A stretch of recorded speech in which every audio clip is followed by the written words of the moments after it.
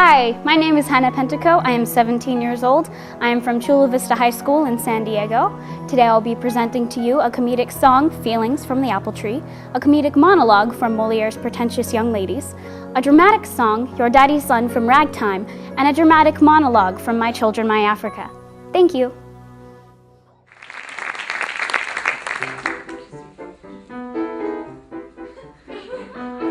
Feelings are tumbling over, feelings I do not understand, and I am more than slightly worried that they are getting out of hand. Sometimes they happen in my stomach, sometimes they happen on my skin. What is the name of this condition that I am in? If I'm objective and observant, if I can keep an even keel, am I the first to pin a name to? Look, I'm the very first to feel. I am the first to face this problem. I am the first to have this dream. How can I harvest his attention? How can I harness his esteem? Am I sufficiently attractive? Should I do something with my hair?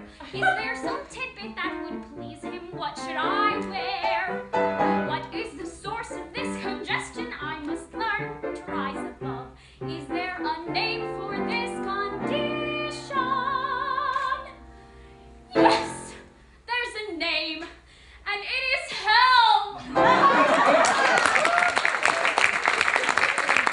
Good heavens, Father! If everyone were like you, the idea of a love story would soon be over. Matrimony ought never to happen until after other adventures.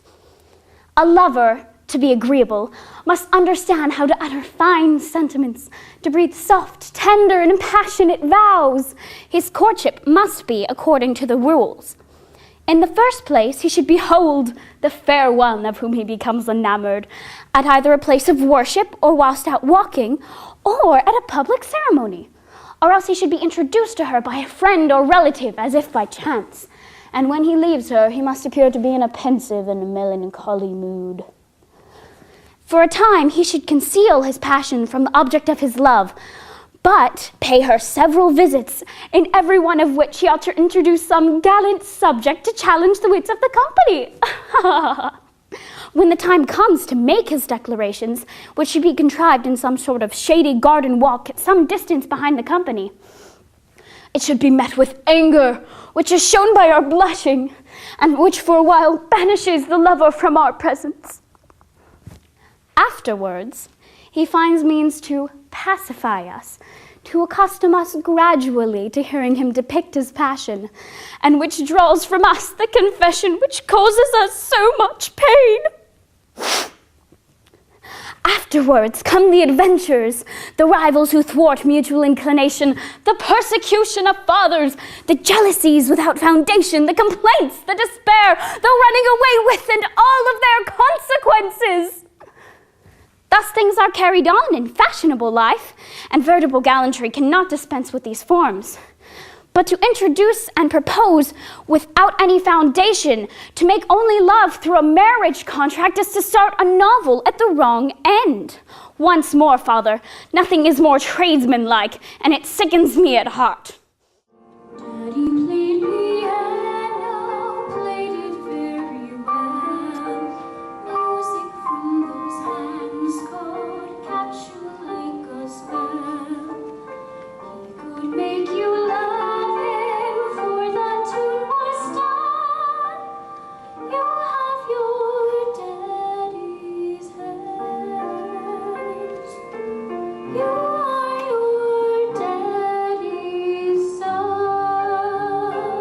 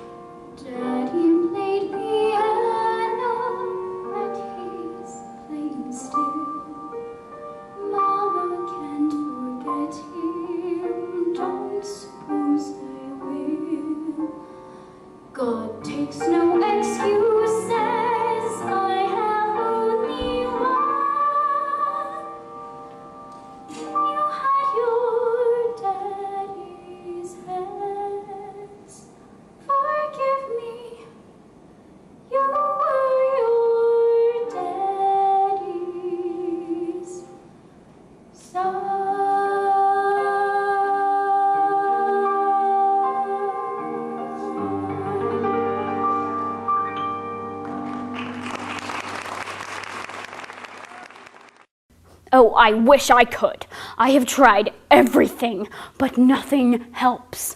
It just keeps going around and around inside my head.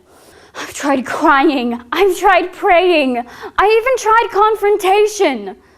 The day after it happened, I tried to get into the location.